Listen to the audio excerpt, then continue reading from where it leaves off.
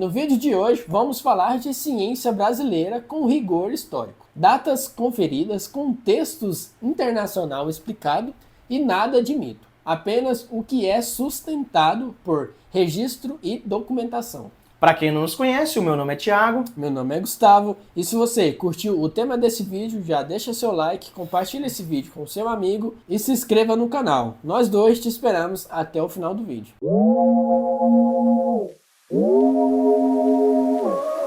A primeira criação é o avião, por Alberto Santos Dumont. Nascido em 20 de julho de 1873, local, Fazenda Cabangu, município de Palmira, atual cidade de Santos Dumont, Minas Gerais. A origem familiar dele veio de um pai francês, Henrique Dumont, engenheiro formado na França, e a mãe dele era brasileira. Entre 1898 e 1905, Santos Dumont desenvolvia dirigíveis em Paris. Em 23 de outubro de 1906, ele realizou seu primeiro voo de 60 metros com 14 bis. Em 12 de novembro de 1906, ocorreu um voo de 220 metros oficialmente homologado. Os irmãos Wright voaram em 1903 nos Estados Unidos, mas o voo inicialmente não foi publicado nem homologado por entidades internacionais. O 14 bis foi o primeiro voo documentado oficialmente por entidade aeronáutica em evento público. A importância técnica desse feito é que o 14 bis decolou por meios próprios, sem trilhos ou catapulta. Uma curiosidade, Santos Dumont também popularizou o uso de relógio de pulso masculino, feito sob encomenda por Louis Cartier. Se caso queira saber um pouco mais sobre a criação do avião, a gente tem um vídeo aqui, a gente vai deixar no card, aí só depois você dá uma olhada lá se quiser saber mais sobre o avião. A segunda invenção que a gente trouxe é o soro antiofídico, Vital Brasil. Nascido em 28 de abril de 1865, em Campanha, Minas Gerais, com origem luso-brasileira, marco histórico. Em 1897, inicia estudos com soroterapia. Já em 1901, a produção de soro específico no Instituto Butantan. A contribuição científica foi que provou que antivenenos são específicos para cada tipo de veneno. Princípio da imunologia específica. Antes disso, acreditava-se que um único soro serviria para todas as serpentes. O impacto foi que o seu modelo foi adotado internacionalmente e influenciou centros de pesquisas na Europa e na América Latina.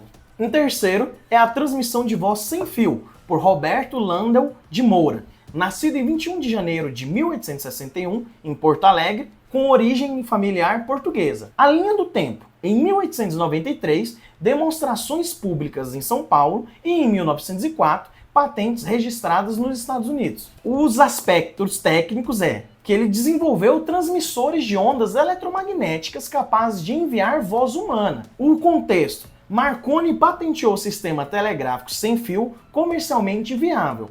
E Landel trabalhou com transmissão de voz, conceito tecnologicamente mais complexo. A quarta criação que escolhemos, marca-passo externo, Adib Jatene.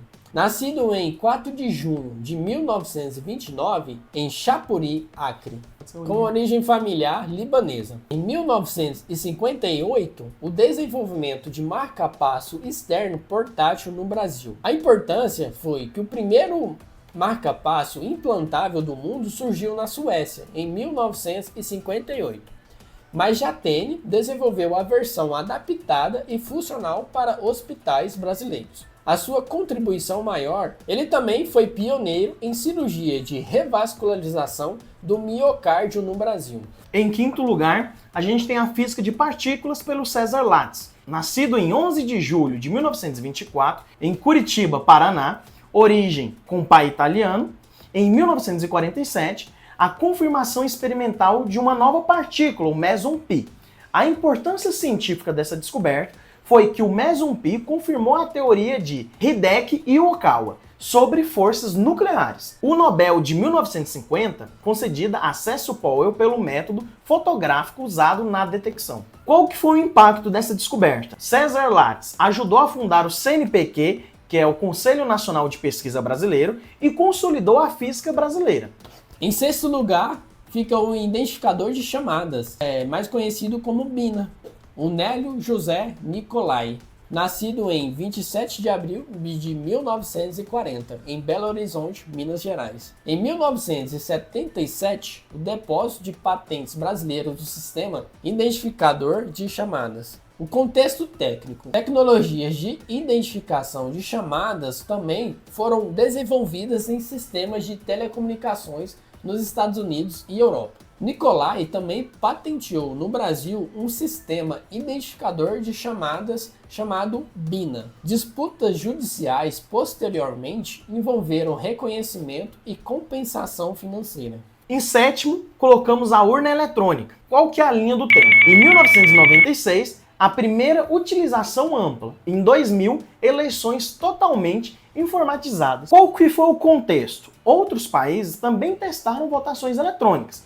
mas o Brasil foi o pioneiro em aplicação nacional em grande escala. Em oitavo lugar, colocamos o motor a álcool, o Pro-Álcool. Em 1975, foi o lançamento oficial do Programa Nacional do Álcool. O contexto, para entender, os motores a etanol já existiam desde o início do século XX, mas o Brasil foi o primeiro a criar política energética nacional massiva baseada em biocombustível. O pico foi nos anos de 1980, mais de 90% dos carros novos movidos a álcool. Em nono, nós colocamos o computador brasileiro, chamado Cobra 530. Em 1980 foi o lançamento do microcomputador pela Cobra Computadores. O contexto é parte da política de reserva de mercado da informática, Lei 7.232 de 1984.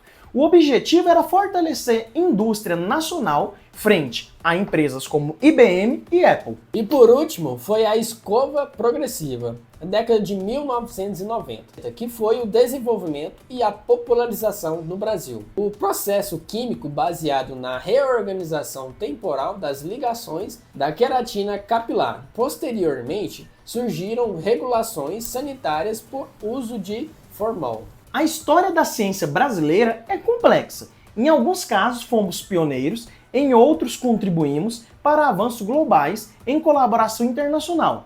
Mas uma coisa é certa, o Brasil esteve presente nos momentos decisivos de inovação científica moderna. Se você gostou do vídeo, já deixa seu like, compartilhe e se inscreva no canal. Nos ajude a crescer o canal Ciência Sem Jaleco. E lembre-se, aqui no Ciência Sem Jaleco, tentamos explicar tudo sem complicação e, claro, sem jaleco. Até a próxima!